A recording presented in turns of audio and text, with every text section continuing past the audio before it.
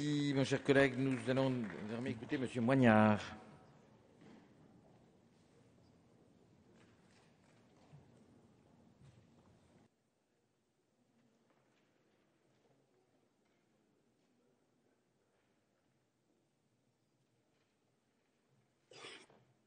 Monsieur le Président, Monsieur le Ministre, Madame la Présidente de la Commission, Monsieur le rapporteur, la reconnaissance de la Nation envers les anciens combattants doit être constante, à la fois pour entretenir la mémoire de leurs actions et pour permettre une garantie et une gestion de leurs droits.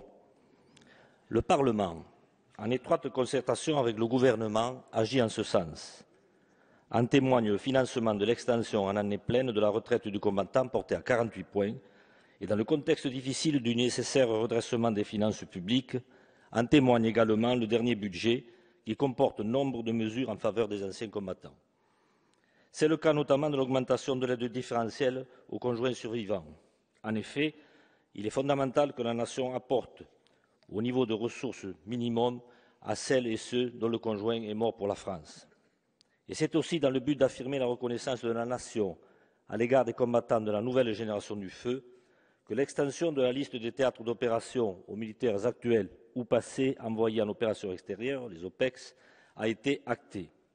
Ainsi, l'attribution de la qualité de combattant leur sera ouverte et par conséquent le nombre de cartes de combattants accusera une augmentation de 25 à 50%. L'élargissement des conditions d'attribution de la carte du combattant aux anciens combattants de la guerre d'Algérie, qui fait l'objet de la proposition de loi dont nous débattons aujourd'hui, mérite une prudente mesure. En effet, les conditions actuelles ouvrant à son obtention sont déjà bien précisées. Je me permets de rappeler ces précisions.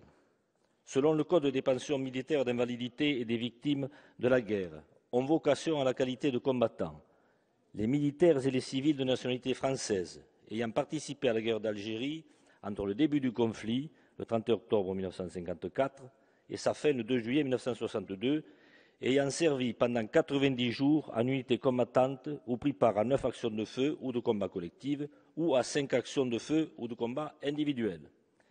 Par ailleurs, sont exonérés de ces conditions, il faut le savoir, les militaires qui ont été évacués pour blessures reçues ou maladies contractées en unité combattante, ainsi que ceux qui ont reçu une blessure assimilée à une blessure de guerre.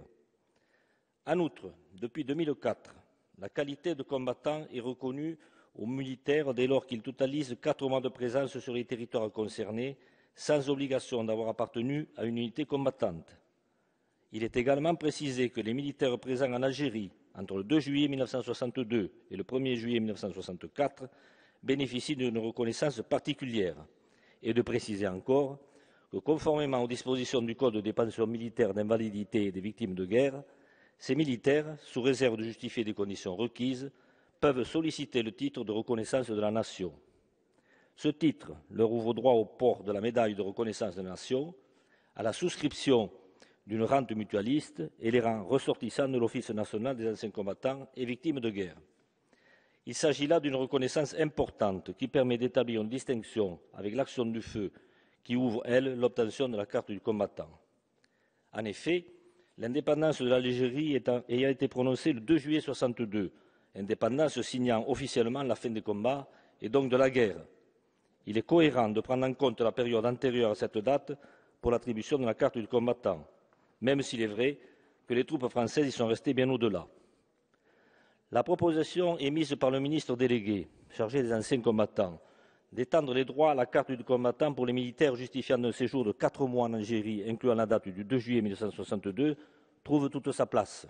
Je tiens à souligner que cette proposition mentionne de façon pertinente le fait que le séjour de ces militaires ait commencé antérieurement à cette date du 2 juillet.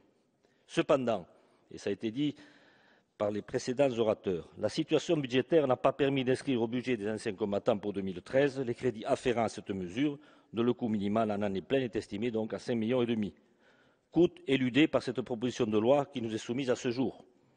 Le ministre délégué, Monsieur le ministre, a affirmé que la disposition visant à étendre les droits à la carte du combattant pour les militaires justifiant d'un séjour de 4 mois en Algérie, incluant la date du 2 juillet 1962, figurera au nombre des sujets examinés en priorité pour 2014.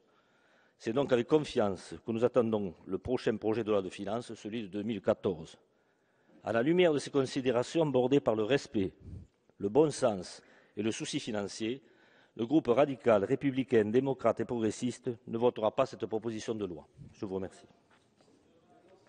Merci.